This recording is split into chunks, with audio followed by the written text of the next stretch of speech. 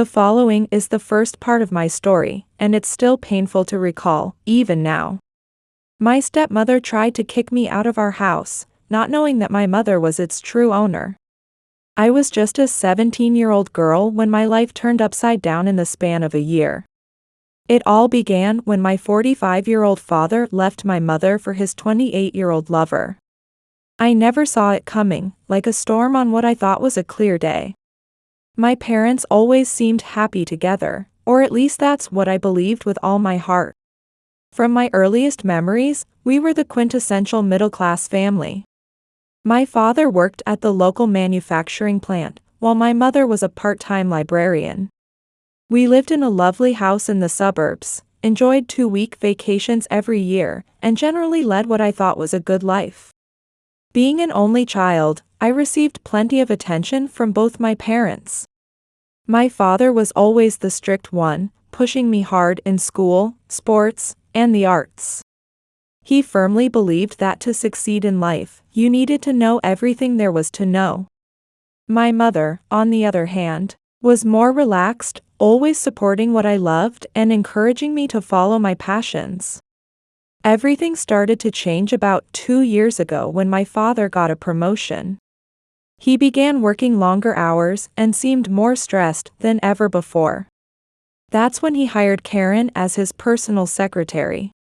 At first, I didn't pay much attention to her presence in our lives. She would occasionally come to our house for work-related matters, always appearing perfectly kind and professional. Looking back now, I should have noticed the signs, should have seen what was coming. My father started working late more frequently, and began missing my school events, claiming he was too busy. My mother tried to hide it, but I could see she was troubled and angry about my father's behavior. There were hushed arguments behind closed doors that would stop whenever I approached or walked by. About a year ago, my father dropped the bomb that would shatter our family. He sat my mother and me down and announced he wasn't happy anymore, that he had found someone else and was leaving us. He told us he had fallen in love with her, and was going to marry her. My mother sat there in silence, her face as pale as winter snow. I was in complete shock, unable to believe my father could do this to us. The weeks that followed were strange and painful, like walking through a thick fog of grief. My father moved out, and my mother fell into a deep depression, barely eating or leaving her room. I tried to take care of her, while battling my own emotions, like trying to bail water from a sinking boat. I was angry at my father, worried about my mother, and terrified about our future. A month after my father left, my mother decided to temporarily stay with her parents.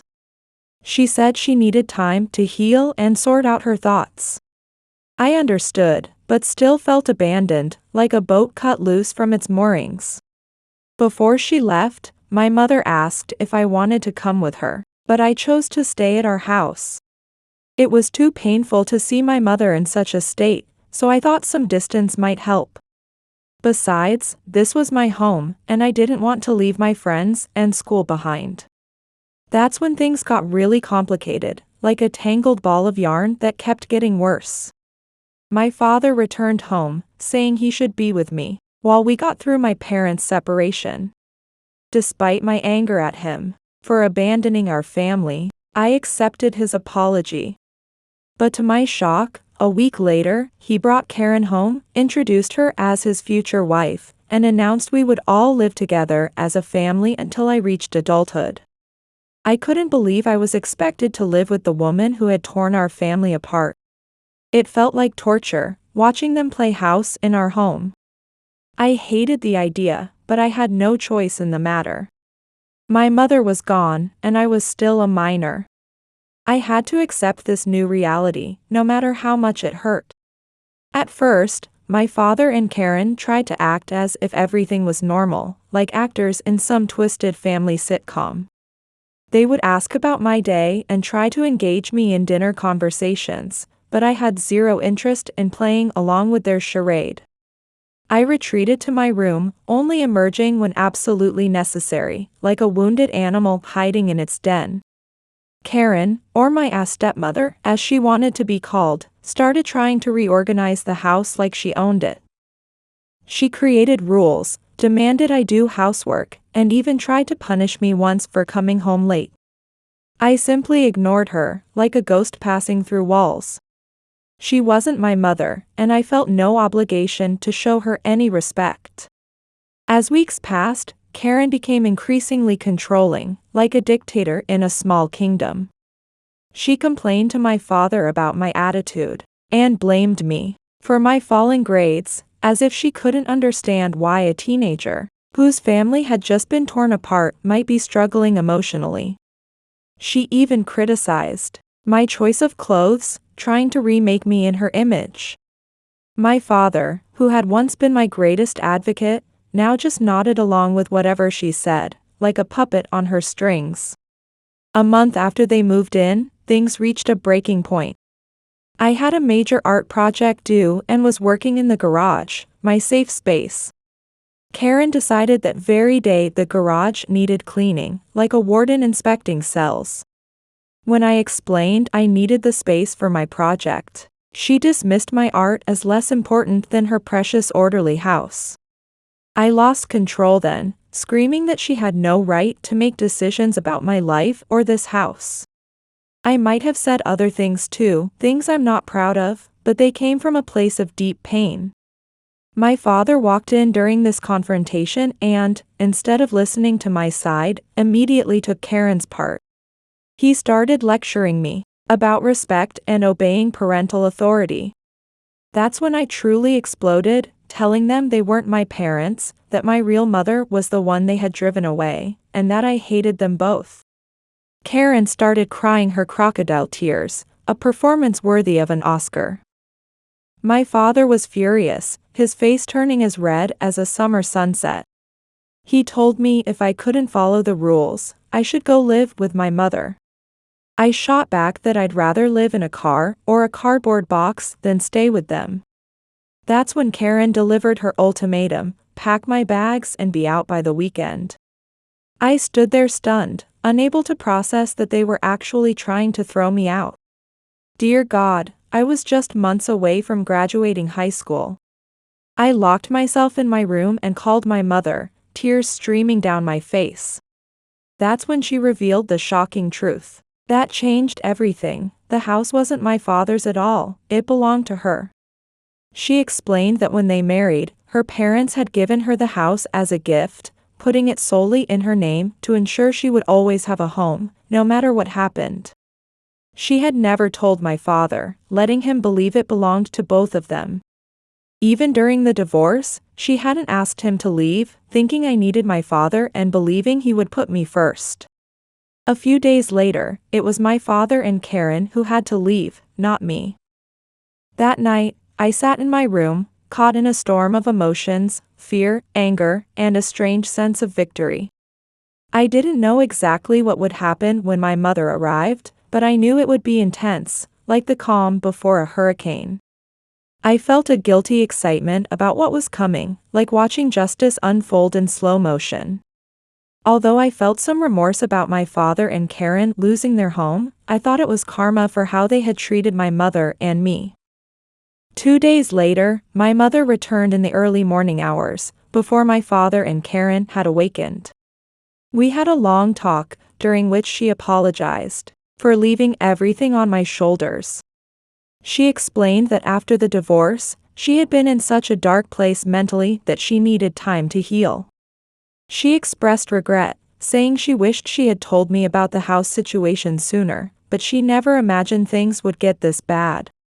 When my father and Karen came downstairs, they froze at the sight of my mother in the kitchen. My father started to speak, but my mother cut him off mid-sentence. With ice in her voice, she calmly explained that this was her house and they needed to be out by the weekend. Their faces were priceless. My father went pale as a ghost, and Karen's jaw nearly hit the floor. My father started sputtering about how this was his house too, citing years of mortgage payments. My mother silently placed the deed on the table. His name was nowhere to be found. Karen flew into a rage, screaming about how they couldn't be thrown out, that they had rights. My mother looked at her and delivered the perfect response. You had no problem trying to throw my underage daughter out of this house, but at least I'm giving you a week to find a new place. My father tried to appeal to my mother's emotions, talking about family history and how long this had been our home.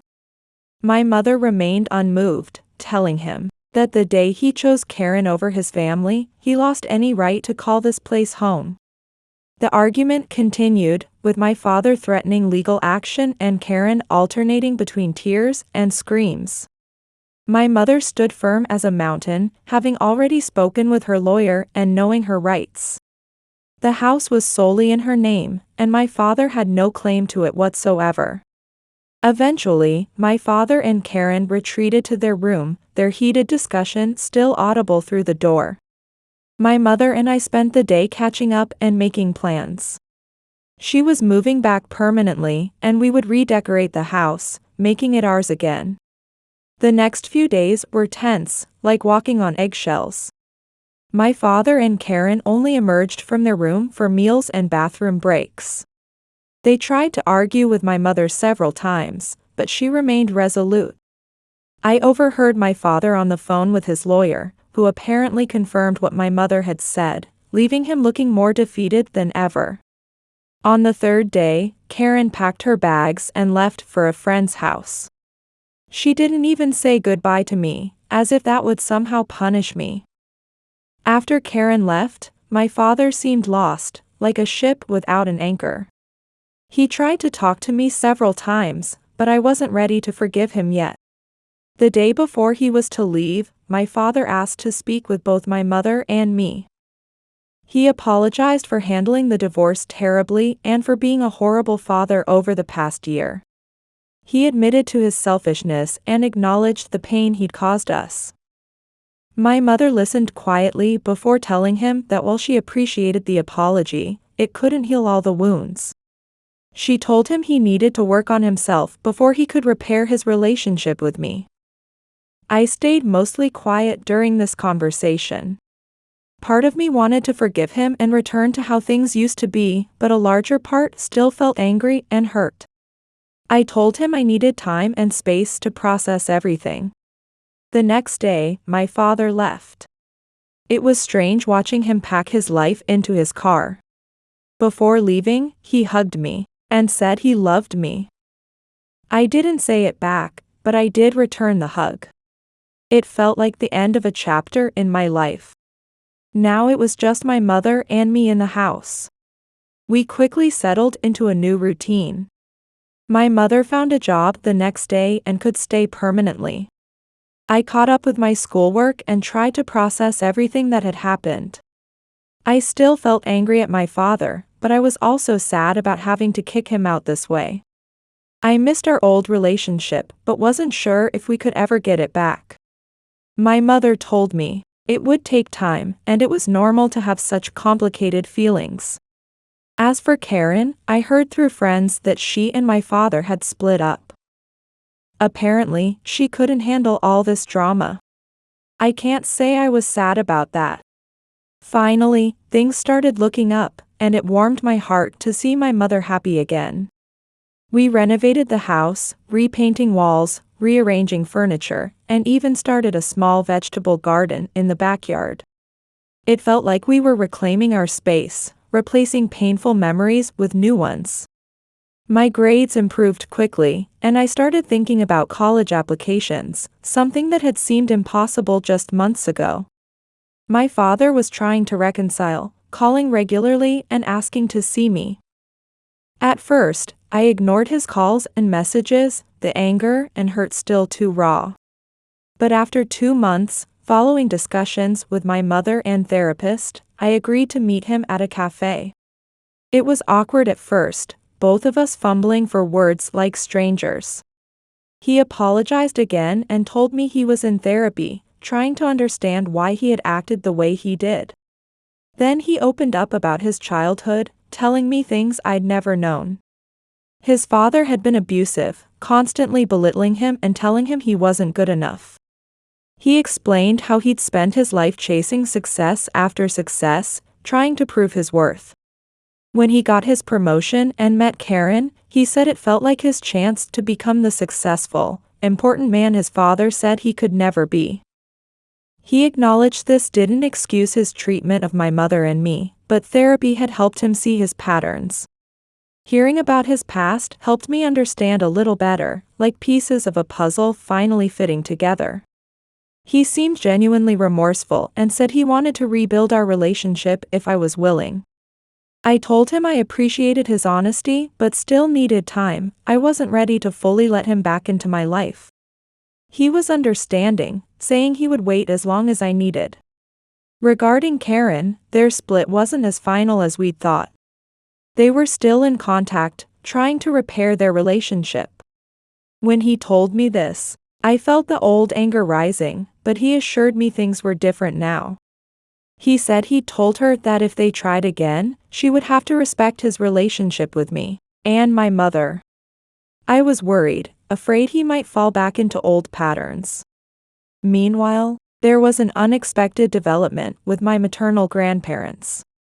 They were furious at my father when they learned what had happened, and angry at my mother for not telling them sooner. Though there had been tension between my mother and them due to their overprotectiveness, this situation actually brought them closer. They started visiting frequently, helping with housework and spending time with me. While the circumstances were terrible, it was nice having more family around. I took things day by day. There were good days and bad days, times when I felt angry about what had happened, and days when I could see hope for the future. Slowly, I learned that families are complicated and people sometimes make huge mistakes. Forgiveness isn't always easy, and sometimes it's impossible, but understanding can help ease the pain a little. About 6 months after meeting my father at the cafe, life had settled into a new normal. I still kept my distance from my father, with some lingering reservations, only talking on the phone a few times a week. He seemed truly sorry, and I was starting to forgive him, happy to see glimpses of the father I used to know. He and Karen got back together, which stirred up complicated feelings, but he kept his promise about maintaining boundaries between his new relationship and me. Karen didn't come to our gatherings, and he didn't force a relationship between us. He understood I would connect with her when and if I wanted to. Both my parents attended my high school graduation. It was awkward at first, but they behaved civilly for my sake. Karen didn't come, which I appreciated. It wasn't the family picture I would have imagined a year ago, but it was okay. I was set to start college in the fall, at a school 2 hours away. It was the perfect distance, close enough to visit home regularly but far enough to have my own space. My mother helped prepare for this new chapter, and my father offered to help with expenses and moving. During college preparations, Karen announced she was pregnant. My father was excited but nervous about the challenges ahead, given their ages. Though having a baby wouldn't be easy at their age, he tried to stay positive.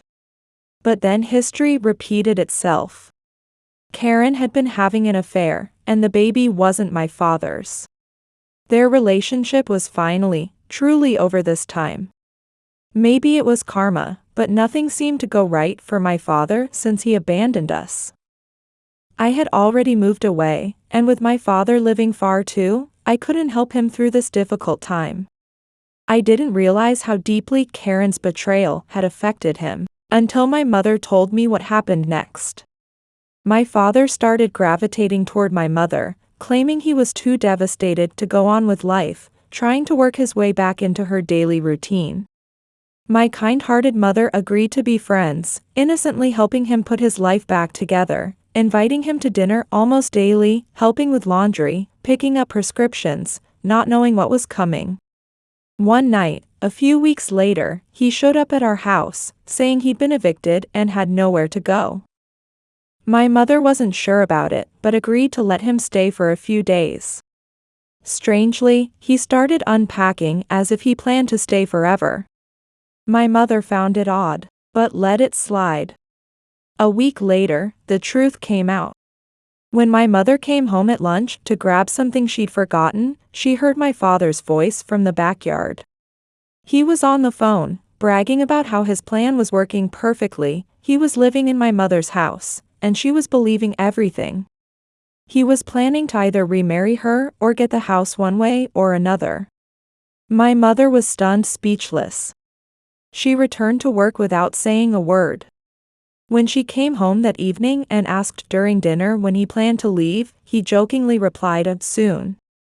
Knowing his true intentions now, my mother confronted him more seriously. Seeing her anger, my father stooped even lower. He played the victim, claiming no one loved him, his life was ruined, and then dropped the ultimate lie: he had terminal brain cancer and was dying soon. My mother was shocked. She never thought he would stoop to such deception. Fed up, my mother started packing his things. He got down on his knees, claiming he still loved her and begging to spend his final days together. My angry mother revealed she'd heard his entire scheme. My father's demeanor changed instantly, becoming confrontational and arrogant. That night, before leaving, he threatened my mother, saying he would get revenge and make her regret this. The next day, my worried mother called and told me everything. She was afraid of him and said he would never change. I tried to calm her down and invited her to stay with me for a few days.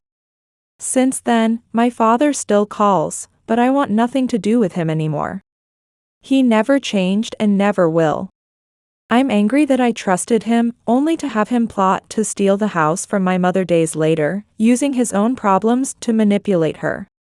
Starting this new chapter in my life, I've learned many lessons from this experience. 3 months into college, I was slowly finding my own path. Emma, whom I met in art class, became my best friend. She came from a complicated family background too, and understood my experiences. Her words, "You can't change the past, but you can choose your future," resonated deeply with me. Spending time with her gave me a sense of freedom from my past burdens. My mother continued her library job while taking evening psychology courses. "Thanks to you, I've found a new dream," she tells me with a smile. She aims to become a divorce counselor. She wants to use her experience to help others in similar situations.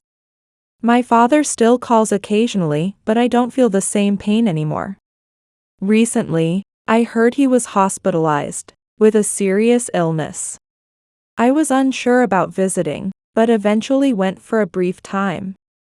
The father I saw in the hospital room had lost his former dignity and seemed more human.